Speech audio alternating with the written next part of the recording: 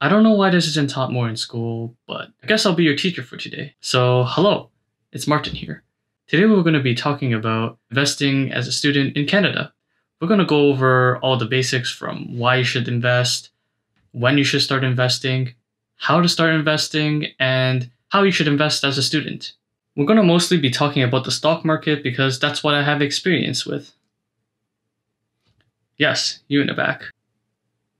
Experience? You mean what experience do I have?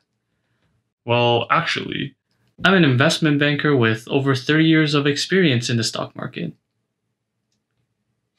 Yes, you over there. What? Wait, what do you mean I'm only 19 years old? Okay, fine. Maybe I am just some random internet guy, but that's not stopping me from teaching this class. Hey, why are you all leaving? Hey, come back. Well, at least you're still here. Well, I guess that makes it easier to explain this stuff. So, hope this gets you curious about investing. So, get your pen and paper and smash that like button for the YouTube algorithm. I mean, let the class begin. So, I know you're probably asking, why invest? Well, the answer is simple. Money.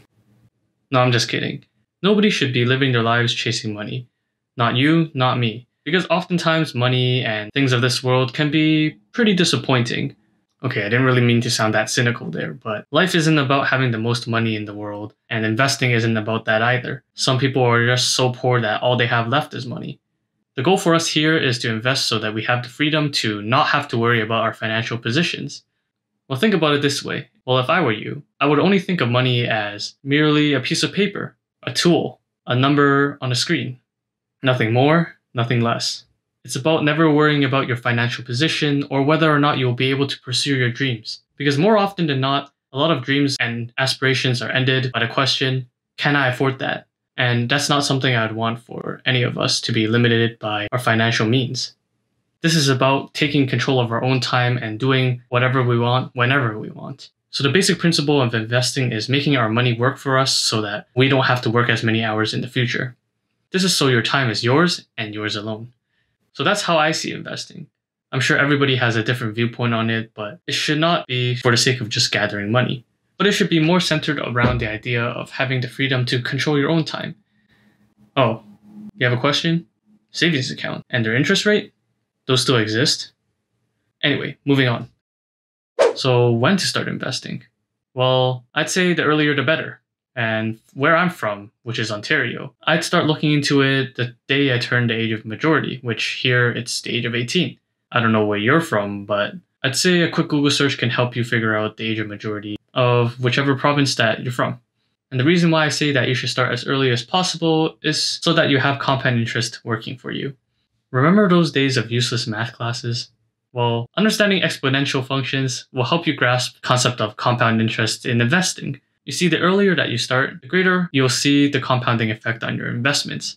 At first, it'll seem like your investments are growing very slowly, but if you leave it there for long enough, you'll be pleasantly surprised.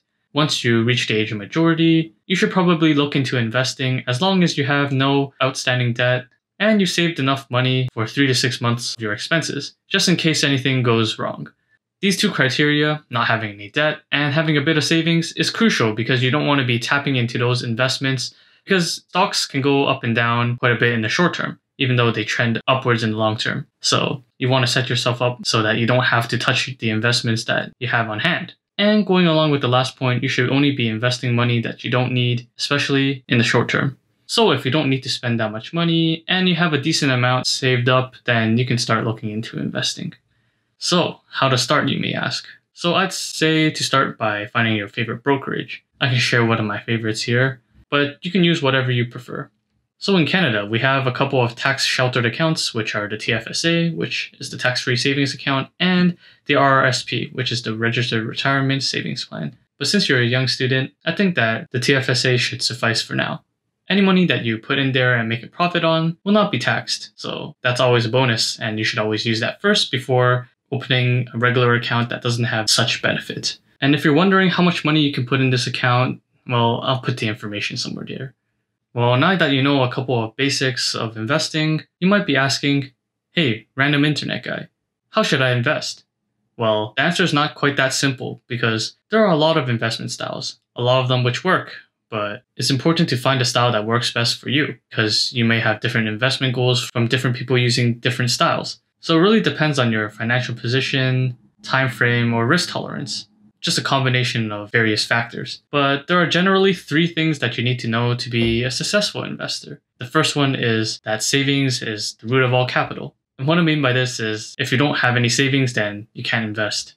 It's that simple. But a lot of us Canadians don't know that. In fact, we only save around $800, give or take, per year, which is not a lot considering that the average income in Canada is around $52,000. You see, it doesn't take a large amount of savings to build a sizable portfolio in the long run. If you were to invest $100 each week into the S&P 500, I'll talk more about that, which yields around a 7% return adjusted for inflation, and you did that for over 30 years, you'd have around a $500,000 portfolio. But if you had the exact same investment pattern, but you started 10 years earlier, and you instead invested it for 40 years, then your portfolio value would be above $1 million. Seeing as Canadians don't even save $100 a week, most of them don't really retire with much savings, as you can see right here. Now just think to yourself, do you think you can save over $100 a week? I think most of us can. And can you imagine how much more exponential growth you get out of saving over $100 a week? And when you think about it this way, and you're able to think exponentially instead of linearly, then saving for retirement isn't such a daunting task at all. Now speaking of retirement, the Trinity study shows that the safe withdrawal rate is around 4%, which means that you can retire indefinitely as long as your expenses make up around 4% of your investment portfolio. If you were to live off of $40,000 a year, then your portfolio value would have to be around $1 million, which means that saving $100 each week for 40 years and investing it into the stock market can lead to enough savings for your retirement. Doesn't sound so daunting after all, does it? Of course, this situation assumes that nothing catastrophic happens to the economy. Since this is an average, it doesn't always pan out like this. In fact, there are some years that the market is up 20%, but there are other years that the market is down 20%. And that leads us to the other 2 principles, which is market crashes will happen. But the third principle is that over time, markets tend to go up.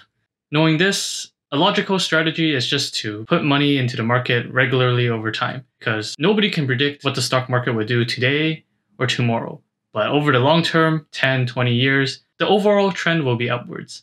In fact, the S&P 500, which is an index that tracks the performance of the largest 500 companies in the United States, has never posted a loss on a holding period of 20 years or longer. And since this index makes up around 80% of the equities in America, you can call this strategy just buying the market. Overall, the strategy is just buying the market regularly over time. And for most people, this yields the best results because of something called diversification, basically saying not to put all your eggs in one basket. And the great investor Warren Buffett has said that diversification is protection against ignorance. And since you and I are still students, I can say very well that we're both ignorant to the grand scale of the economy and we can't really predict what it will do in the short run, so why speculate? Why try to beat the market? Why beat the market when you can be the market? In fact, over 90% of actively managed funds, which attempt to beat the market, have underperformed that benchmark. I'll show you this information. These people actively study the market each day, get degrees for it, but still don't manage to beat it. So how can we beat the market? We're not as smart as we think we are. So that's why I believe it's important for us students to just invest in a passive index fund and just forget the money was there until we retire and we have a pretty good retirement fund and we'll thank our past selves for saving $100 each week or more, and then we can quietly retire and enjoy it. While this sounds like a pretty sound strategy, just know that past performance doesn't mean guaranteed future performance, and that any investment tailors a certain degree of risk. But I hope this gives you a basic understanding of the basic principles of investing. And all that's left for you to do is open an account, deploy your money, and forget it even existed. Don't even check on it. It's a waste of time. Because investing, contrary to popular belief, is not a game about who has the bigger brain, but it's basically who has the bigger stomach, who is not willing to give in on their emotions when the market goes down, and who can stomach the biggest loss. Because the loss is temporary. As I said, in general, the markets tend to trend upwards, even though it can temporarily crash in the short term. So the biggest brain play here is just to never look at it until you need to retire and draw out some funds. And that way you won't irrationally sell your stocks when they're down, when eventually they would have recovered anyway. And of course, one last thing is to always do your due diligence. Do your own research. Don't just listen to internet guys like me. And that this video is just the tip of the iceberg. It's just to get you curious about investing, and you can find your own style that works. I just find that what I presented in this video is what works for most people. So keep learning. Read some books, watch some videos, and just give yourself a little experience. Start with $100 or something like that. And yeah, that's all I have for you today. So that's about it for this video. The teacher persona didn't work. I don't know what I was thinking. But hopefully it wasn't that bad. But probably cringe while editing this. And another thing is that the room was so hot throughout this video. I'm kind of sweating. Hopefully this video was helpful. Hope you enjoyed it. And as always, smash that like button for the YouTube algorithm. And subscribe with post notifications on so you can see more content like this. And yeah, probably be doing my regular university or school videos soon. Well, I will. Because even though I like talking about these topics, I find that most of my subscribers are here for the university and other content. So yeah, that's about it. See ya.